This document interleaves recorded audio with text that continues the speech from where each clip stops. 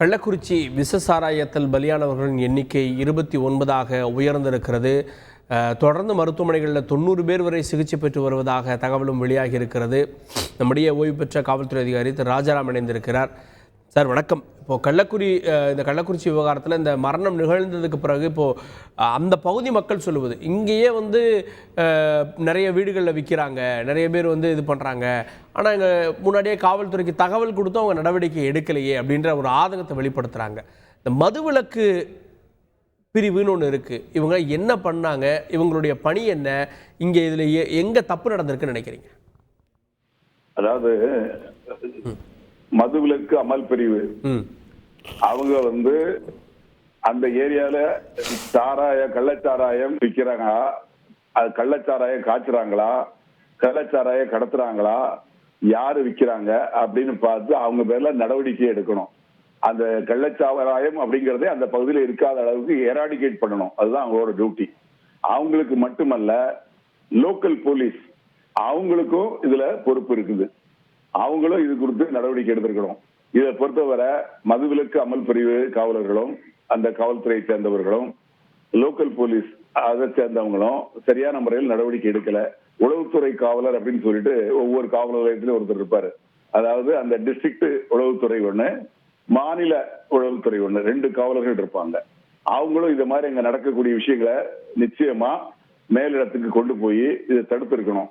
இது காவல்துறையோட நடவடிக்கை சரியான முறையில் இல்லைங்கிறது தான் என்னுடைய கருத்து.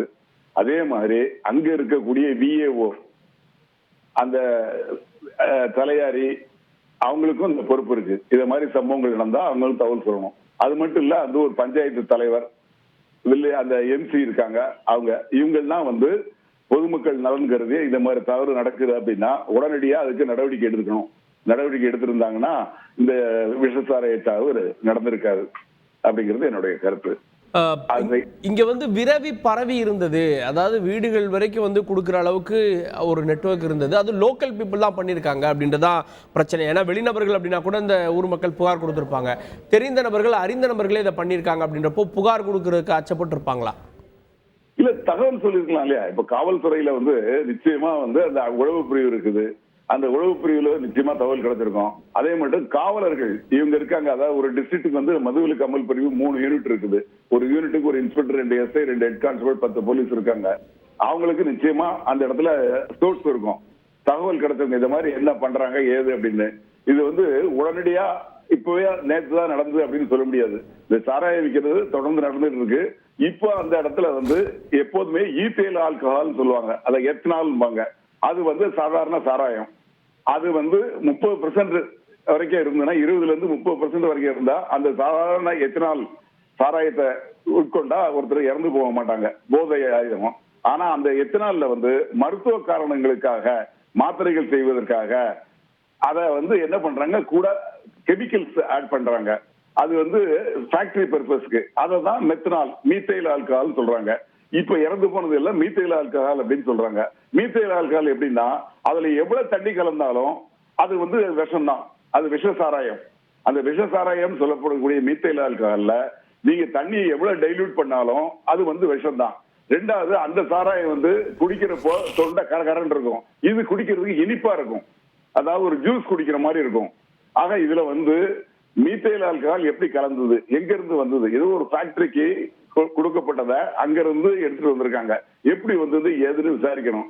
அந்த ஃபேக்டரியிலயும் அங்க இருந்து, அதாவது தொழிற்சாலையில இருந்து எங்க உற்பத்தி ஆகுதோ, அந்த ஈத்தைல் ஆல்கஹால், மீத்தைல் ஆல்கஹால் உற்பத்தி ஆகுதோ, அது உற்பத்தி ஆகிற இடத்துல அவங்க ஸ்டாக் வச்சிருந்து எந்த ஃபேக்டரிக்கு, மாத்திரை செய்யற ஃபேக்டரிக்கு, அந்த மாதிரி கெமிக்கல் ஃபேக்டரிக்கு கொடுக்குறாங்களோ, எவ்வளவு கொடுக்குறாங்க, எடுத்துட்டு போகல எஸ்கார்டோட எடுத்துட்டு போகணும். அவங்க ஸ்டாக் வச்சிருக்கல எடுத்து எவ்வளவு யூஸ் பண்ணிருக்காங்க, எவ்வளவு பேலன்ஸ் இருக்குங்கிறது வைக்கணும். இதுல எங்கேயோ ஒரு இடத்துல இது அங்க இருந்து எடுத்து கொண்டு இது மாதிரி பண்ணிருக்காங்க. இதனால முதல்ல பாதிக்கப்படுறது கண் பார்வை போகும். கண் பார்வை போனதுக்கு அப்புறம் அதுக்கு அப்புறமா ஒவ்வொரு பகுதியா அவங்களுக்கு ஒவ்வொரு ஆர்கன்ஸும் அது செயலெடுக்க ஆரம்பிக்கும். கடைசியில உயிரே போயிடும். ஃபர்ஸ்ட் கண்ணு போகும். இதுக்கு ட்ரீட்மெண்ட்டுக்கு டாக்டர்ஸ், அதாவது நான் கேள்விப்பட்ட வரைக்கும் என்னன்னா, ஈத்தேல் ஆல்கஹாலை கொடுக்கறது தான் இதுக்கு ஒரு ட்ரீட்மெண்ட். இது மாதிரி குடிச்சிருக்காங்க அப்படின்னு தெரிஞ்சுன்னா, ஈத்தேல் ஆல்கஹால் சாதாரண சாராயம் இருக்கு இல்லையா, அந்த சாராயத்தை கொடுத்தா இதை நியூட்ரலைஸ் பண்ணிடும் அப்படின்னு சொல்லுவாங்க. எது நடந்தாலும் 29 உயிர்கள் பலியாயிருக்கு. இன்னும் நிறைய பேர் ஹாஸ்பிட்டல் இருக்காங்க. ரொம்ப அதாவது கொடூரமான விஷயம். இப்ப ஒரு கிளிப்பிங் பார்த்தேன் உங்க டிவில தான். அதாவது தாய் தகப்பன் 2 பேரும் இறந்து போயிருக்காங்க.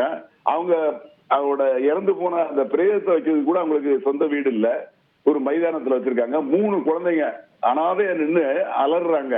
அவங்க அழுகிறத பார்க்கல ரொம்ப கஷ்டமா இருக்கு. இதெல்லாம் இதுக்கு காரணமாக மேல கடுமையான நடவடிக்கை எடுக்கணும்.